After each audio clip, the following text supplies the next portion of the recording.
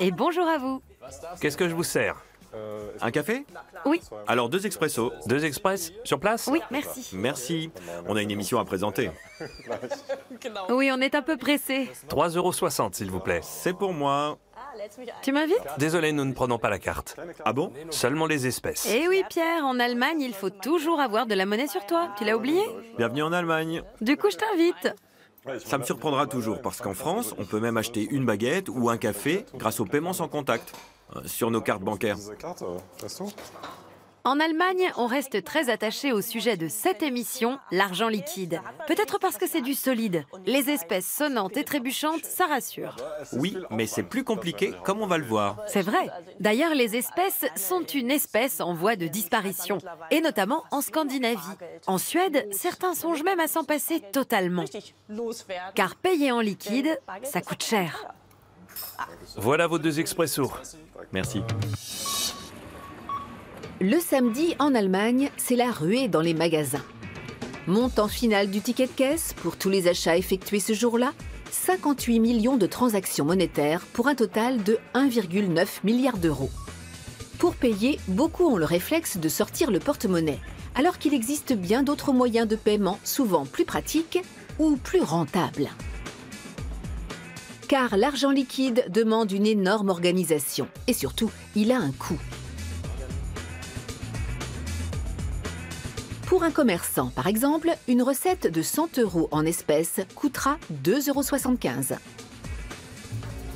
Premier poste de dépense, le personnel. Il faut collecter et compter les espèces, puis redistribuer de la monnaie pour les fonds de caisse. Un coût que les économistes évaluent à 5,7 milliards d'euros par an. À cela s'ajoute le coût du stockage en coffre-fort. Mais l'argent encaissé ne reste pas au supermarché. Il faut ensuite le convoyer jusqu'à une banque ou un centre fiduciaire.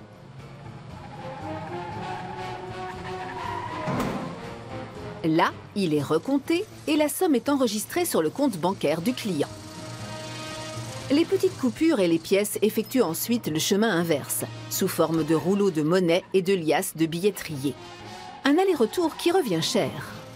Car depuis 2015, l'authenticité de toutes les pièces de monnaie doit aussi être contrôlée avant leur remise en circulation. Un coût supplémentaire que les banques facturent. Les petits commerces qui ont du mal à négocier de moindres frais avec leur banque déboursent jusqu'à 60 centimes de plus par rouleau de monnaie. Un rouleau d'une valeur de 50 centimes en pièces d'1 centime peut donc coûter jusqu'à 1,10 € aux commerçants.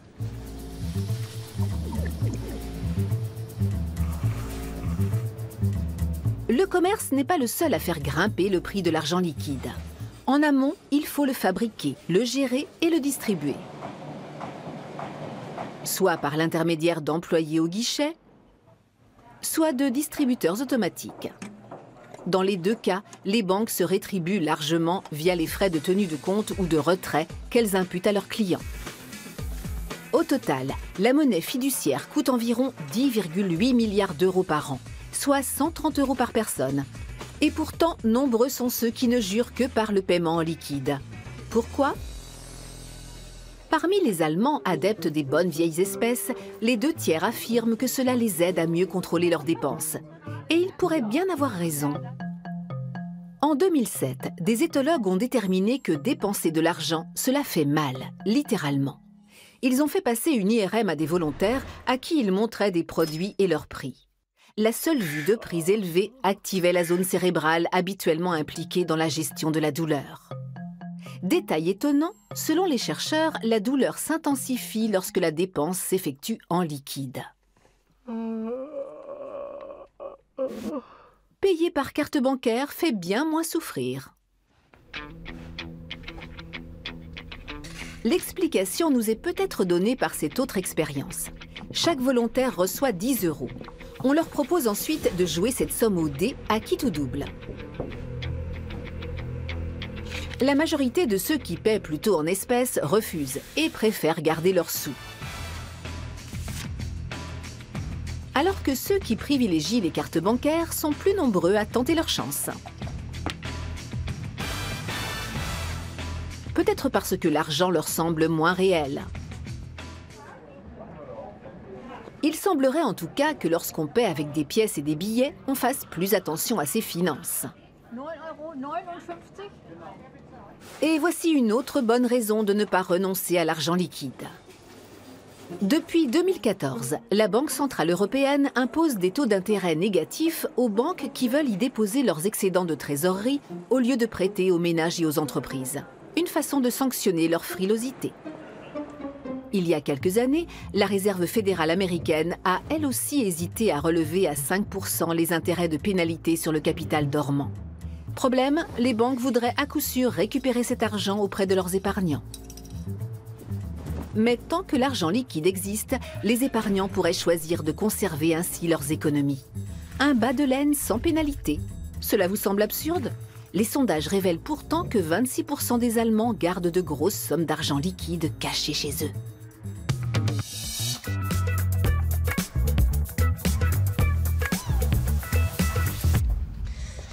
L'argent ne pousse pas sur les arbres, il faut l'imprimer.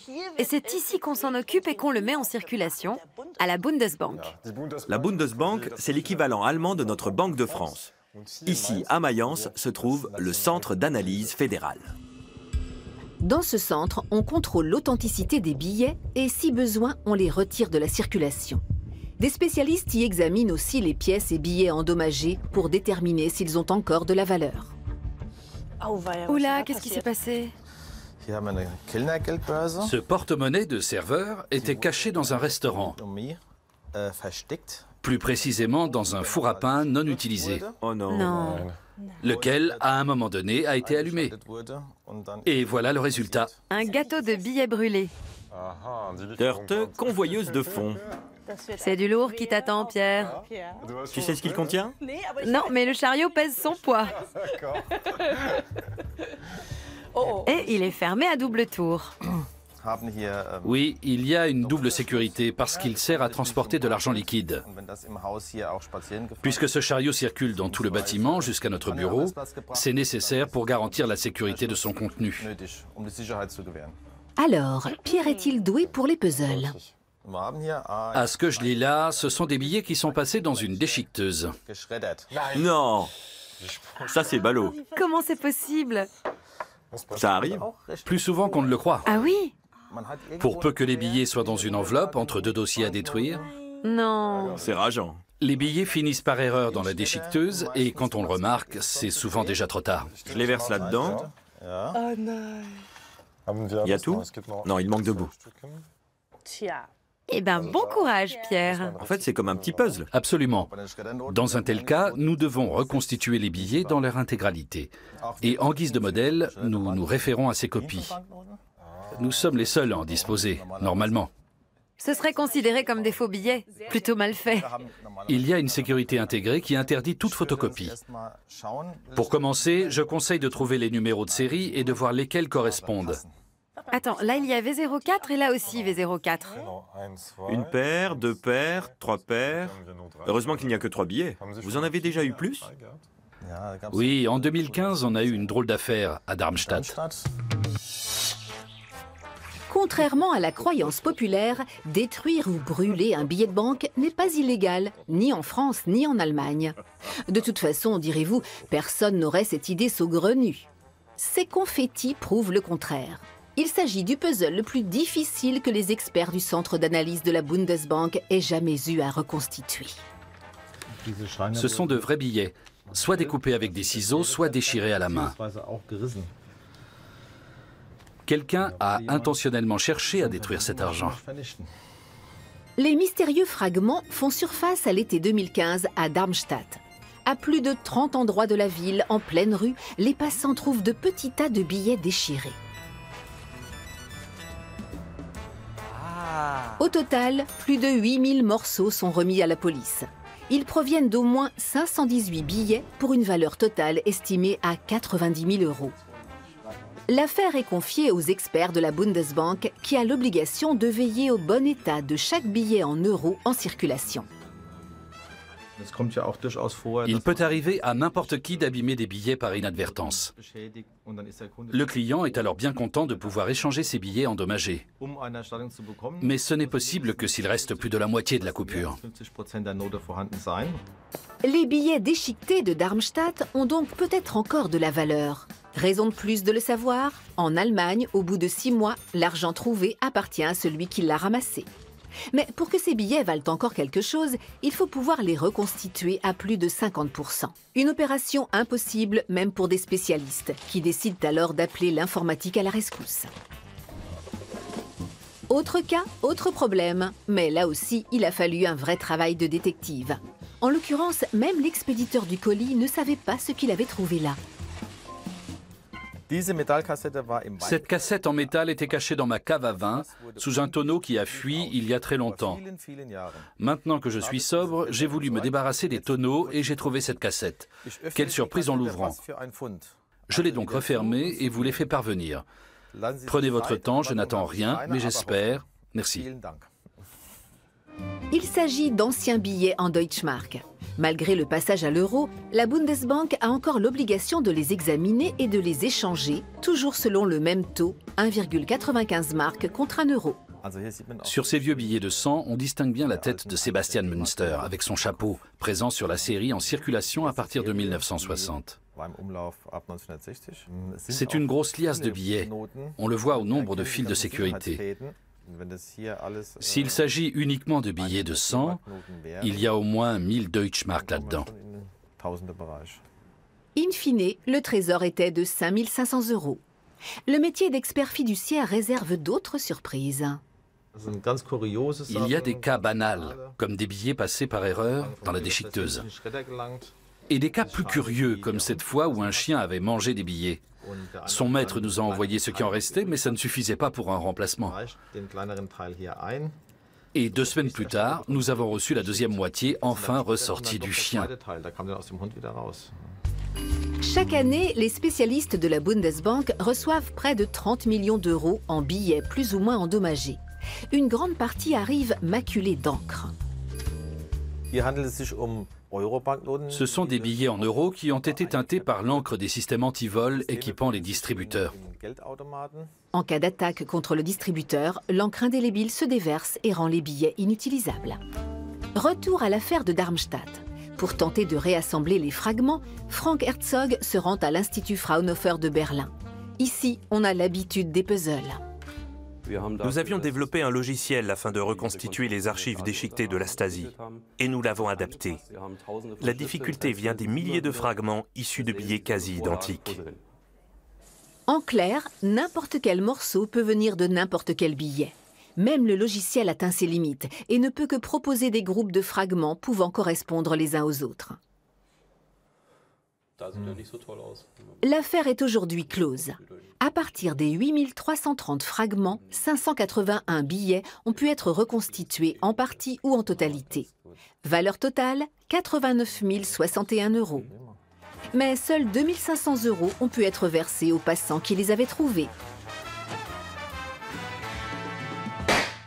La preuve que l'argent ne tombe jamais du ciel.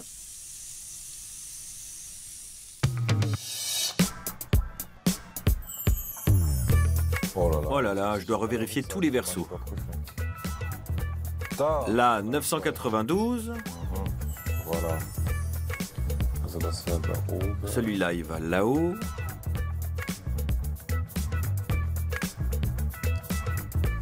Zut, c'est un peu de travers. Non, ça va comme ça. Celui-là va dans le coin. Reprends-le et colle-le contre l'autre. Ça commence à prendre forme. Je comprends mieux pourquoi vous imposez qu'il reste plus de la moitié d'un billet. Parce que sinon, à partir d'une seule coupure, on pourrait en faire 2 et doubler la mise. C'est ça. Cela explique que la condition sine qua non pour prétendre à un remplacement, c'est que nous ayons plus de la moitié de la surface de chaque coupure. Voilà, quelques petits morceaux sont portés disparus, mais on n'a plus de la moitié. Oui, sans aucun doute. Les morceaux correspondent et nous avons même les numéros de série. Oui. L'expéditeur va pouvoir être remboursé. Bien joué, Pierre. Yes. Tu viens de faire un heureux, Pierre. Cette personne a eu de la chance. C'est différent avec les faux billets qui ne sont pas échangeables. Mieux vaut donc ne pas se laisser avoir. Dorte va apprendre à identifier rapidement les contrefaçons. Nous allons examiner ce faux billet tout neuf qui vient d'arriver chez nous. Je l'ai placé dans la machine et si je zoome dessus pour agrandir les détails, à partir d'un certain grossissement, on se rend compte que le motif n'est pas fait de lignes fines, mais de minuscules points d'impression. C'est la preuve absolue qu'il s'agit d'une contrefaçon imprimée par jet d'encre. D'accord. J'ai l'habitude, mais vous aussi, vous verrez la différence si on compare avec un vrai billet. Je veux bien parce que là, c'est pas flagrant. On va placer un vrai billet dans la machine. Vous en avez un? Je sauvegarde cette image pour la comparaison. Je ne voudrais pas les confondre, mais vous m'aiderez, n'est-ce pas?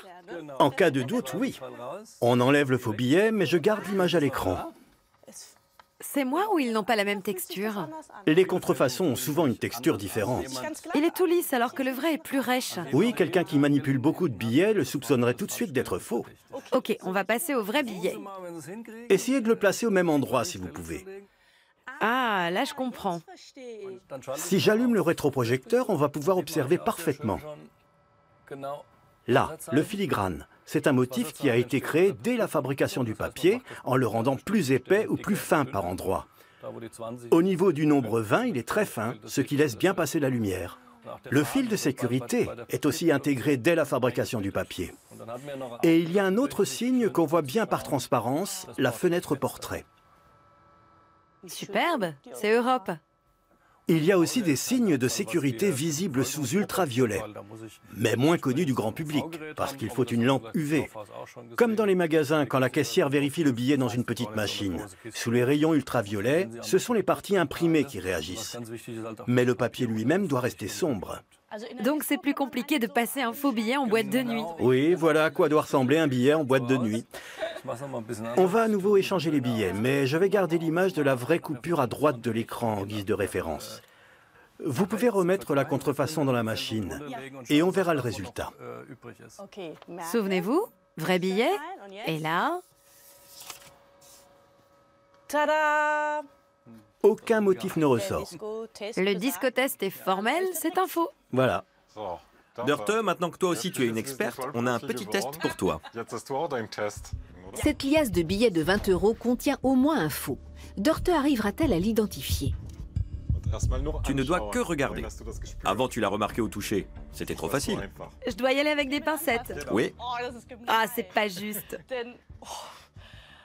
À première vue, ils m'ont tous l'air identiques. Et c'est justement sur ça que comptent les faussaires, car quand on reçoit un faux billet, on n'a pas toujours les connaissances pour les repérer sur le champ. L'homme a répondu à une petite annonce. Il se dit intéressé, recherche justement un smartphone pour son fils. Seul bémol, il ne peut passer que dans la soirée. La vente a lieu sur le pas de la porte, faiblement éclairée. Mais tout semble en ordre, l'acheteur ne tente même pas de marchander. Au contraire, il demande à la vendeuse de bien recompter les billets. Le compte est bon. En réalité, la voilà avec 8 faux billets de 50 €. Une perte de 400 €, car si les faux billets doivent être déposés à la police, ils ne sont pas remboursés. L'Office régional de la police judiciaire à Hambourg. À la brigade de répression du faux monnayage, cette arnaque est bien connue. Les experts analysent chaque mois près de 250 billets contrefaits. Même à l'œil nu, on voit bien qu'en fait, le filigrane au verso est imprimé. Sur celui-là, il n'y a même pas de fil de sécurité. Non, mais les couleurs sont assez fidèles. Oui. Des faux billets que l'on peut acheter sur le darknet en toute illégalité. Il y a des sites qui vendent des faux billets et ne sont pas difficiles à trouver, même pour des novices. Il suffit de passer commande, par exemple de billets de 50, et vous voyez le prix total s'afficher, comme sur n'importe quel site commercial. Plus la quantité commandée est grande, plus le prix à l'unité baisse. Avant, l'argent contrefait était introduit en Allemagne, caché dans les portières ou dans le châssis de voiture. À présent, il est envoyé normalement par colis, via des sociétés de transport. Même les pièces sont falsifiées. Près de 230 000 faux euros ont été retirés de la circulation l'an passé. Au World Money Fair de Berlin, le plus grand salon numismatique au monde, l'argent contrefait fait beaucoup parler. Plus de 30 critères de sécurité protègent pourtant les pièces en euros, dont des alliages spéciaux à la composition secrète. Les pièces ont notamment des propriétés magnétiques. Et je peux le vérifier avec un petit aimant.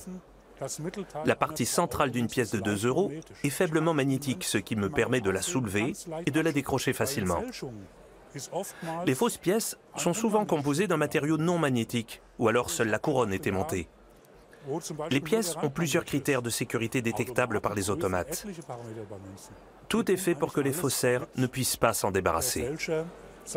Sans ces mesures de sécurité, il y aurait bien plus de faux en circulation. En 2017, la Bundesbank a fièrement présenté une nouvelle pièce de 5 € à la pointe des techniques anti-contrefaçon. Ces deux parties sont séparées par un anneau de polymère rouge. Un choix artistique, mais aussi un avantage pratique.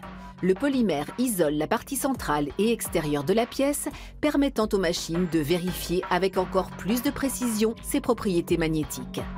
D'autres signes de sécurité invisibles sont intégrés au polymère rouge.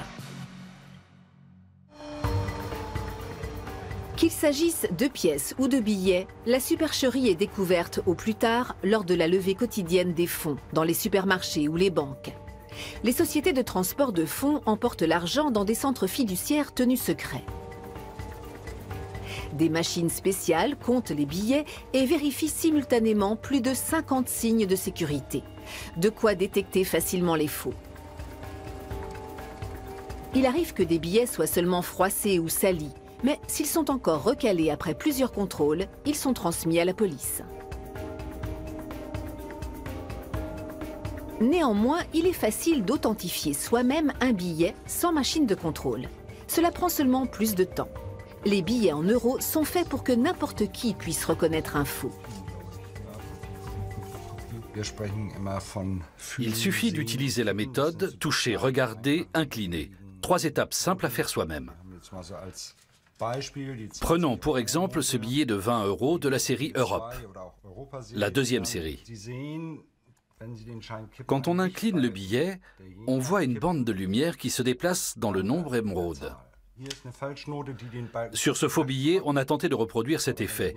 Mais quand on l'incline, la bande de lumière reste fixe, parce que c'est une contrefaçon. La deuxième étape, c'est le toucher. En haut, le nombre est imprimé en relief, comme sur le nouveau billet de 50 €. Et si vous passez l'ongle sur la bordure, vous sentez facilement un petit relief. Cela n'existe pas sur les faux billets qui sont totalement lisses. Les faussaires ont tenté de l'imiter en utilisant un peigne et de la laque, mais c'était très grossier.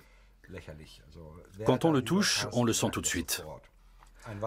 Un autre signe de sécurité, présent dans la bande argentée du billet de 20 et du nouveau billet de 50, c'est la fenêtre portrait. C'est comme un petit vitrail où apparaît le portrait d'Europe, qu'on retrouve aussi dans le filigrane. Les fausses coupures, quelles qu'elles soient, n'ont pas cette fenêtre translucide. Là, on voit bien qu'elle est seulement collée, car les faussaires n'arrivent pas à reproduire correctement ce motif en transparence. Voilà les repères simples qui permettent à n'importe qui d'authentifier un billet en euros. Pour éviter la contrefaçon des euros, les moyens déployés sont énormes. En Allemagne, les commerces et les banques envoient régulièrement leurs liquidités à la Bundesbank qui contrôle les 50 signes de sécurité confidentiels sur chaque billet. Une fois authentifié, l'argent est renvoyé chaque jour dans des centres fiduciaires où il est placé dans des cassettes pour les distributeurs automatiques. C'est la garantie pour les utilisateurs de ne retirer que de vrais billets. C'est donc une solution à retenir pour éviter de se faire escroquer en cas de vente entre particuliers. Donnez rendez-vous à l'acheteur près d'un distributeur et insistez pour être payé en billets retirés sur place, garantie authentique. On dirait qu'il brille moins. Je suis bigleuse ou quoi? Mince, c'est vraiment dur. Mais si, là. Bon, je choisis celui-là. Tu le mets de côté? Oui, celui-là me paraît douteux. Tu penses qu'il est faux? Oui, c'est le faux. Tu n'as qu'à faire 2 colonnes. Un côté faux billet et un côté vrai billet. Tu veux dire qu'il y a plusieurs faux billets? Peut-être. Alors c'est forcément ces deux-là. Non? Peut-être. Si. Dans le mille. Vous m'avez très bien formé. Si j'ai réussi, c'est uniquement grâce à vous. Bravo, Dörte. C'est interdit ce qu'on fait là. On est passé. C'est vraiment compliqué de gérer tout cet argent liquide en circulation. Oui, et moi je n'avais encore jamais observé de près nos précieux billets. Ce sont de vraies petites œuvres d'art, non? C'est vrai, oui. Les cartes de crédit sont moins jolies. Leur beauté est intérieure. Mais je crois bien que l'argent liquide a encore de beaux jours devant lui. Je pense aussi. Allez, à très bientôt. Salut. À la prochaine et restez curieux. Nach die Lüftung nochmal ran. Ja. Dann sehen, ich halte die Note gegen das Licht, kann das Wasserzeichen hier entdecken, auch den Sicherheitsfaden oder das Fenster.